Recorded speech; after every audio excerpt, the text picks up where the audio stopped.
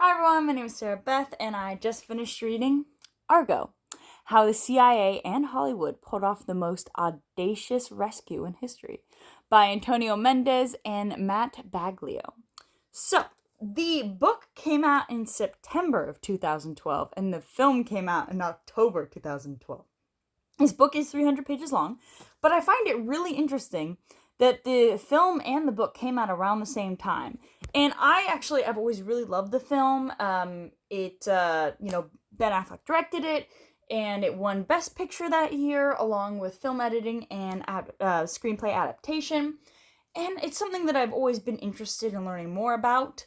So, the general premise of the novel, and it takes place during 1979 in the Iranian hostage crisis.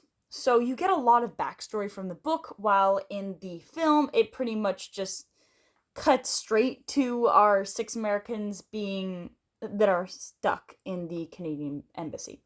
While in the book, you get a lot more of what led up to that point, the political turmoil, the kind of the relationship between America and Iran before that point, and before the Shah was basically taken to America for medical treatment, and the kind of animosity that spurred there, and even before then.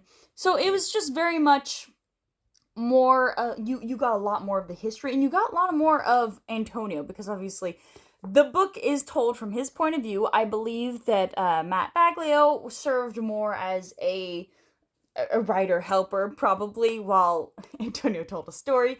The story was debriefed in 1997 when Mendez received an honorary award from the CIA, being one of the top 50 CIA agents in history, and was given permission to tell the story. So he waited a long time before coming out with this book, and I think he believed that he never actually would write this book. At least that's what he said in the novel. And I think that the book is not as good as the movie. Or maybe I just enjoyed the movie more, but maybe that's because the movie's really Hollywoodified. I think the book is what you read if you actually want to get to know what happened, and the movie is more on if you want to enjoy it. But I still enjoyed the book. It's still quite good. I read through it very fast. The prose is fine. It's written like a procedural. You get to know everything that led up to that point. And then you also get to know a lot of backstory as to why the mission was treated in that way. Like other missions that went wrong, other missions that weren't right, the techniques that were being created at that time that led them to what they were using to basically disguise most of their agents. So a lot of CIA secrets that kind of came out during this, though I can assume that basically all of them are, or at least most of them are not being used anymore, or outdated, something along those lines. So I don't think that it's like revealing trade secrets to the biggest degree. Though, so I think a big problem with the novel, and it's not even a problem, but it's just the fact that at certain points it does feel to be dragging a little bit to me. Not insane dragging, like it moves in a relatively good pace, but it was hard for me to get into at the beginning, and then once I was in it, I could just read it quite, in a quite fast-paced manner. But getting into it took me a second. It took me about 100 pages. And also the kind of the most interesting points of the film, which was when they were picking out the script for the Argo, and they were like casting characters to do a table read and coming up with all these Hollywood components. Not in the book.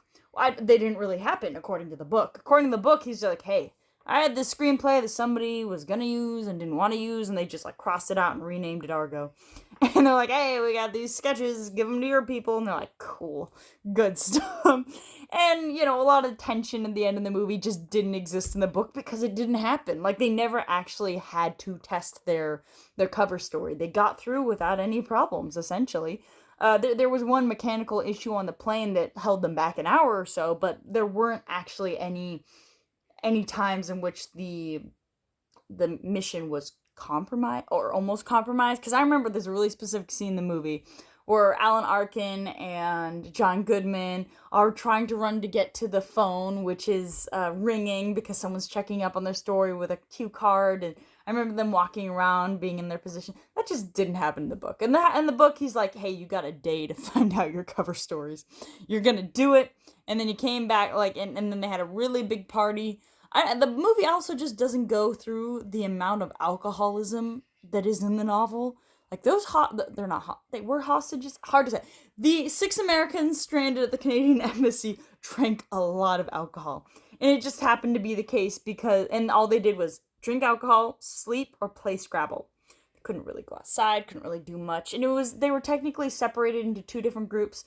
2 people were at one home of a Canadian embassy employee, and then the rest were in another one. And then before the mission took place, they all moved back together. So, just small differences like that, and the book really, really focuses on the 6 stranded Americans and how they got to that point at the Canadian embassy. I think 2/3 of the book is just getting there, and then you finally get more of to the mission. Because, they didn't just end up at the Canadian embassy. They had to, walk their way out of the chancery, and they were, technically 2 separate groups. There was one man that was hiding out in an apartment, while the others were basically, ping-ponging back, saying, oh, we're gonna wait at my apartment, but we're scared of going to this apartment. And they went to a different embassy, and they went to this, and then they finally ended up, where they did end up. So it was one of the cases of just, I think, it doesn't feel as if it was more procedural, so it didn't flow as nicely as the story, and the prose isn't crazy because once again procedural, but it's really nice to read. It's really nice to get more insight of the CIA and how America and Iran, how they were during the time, the political unrest.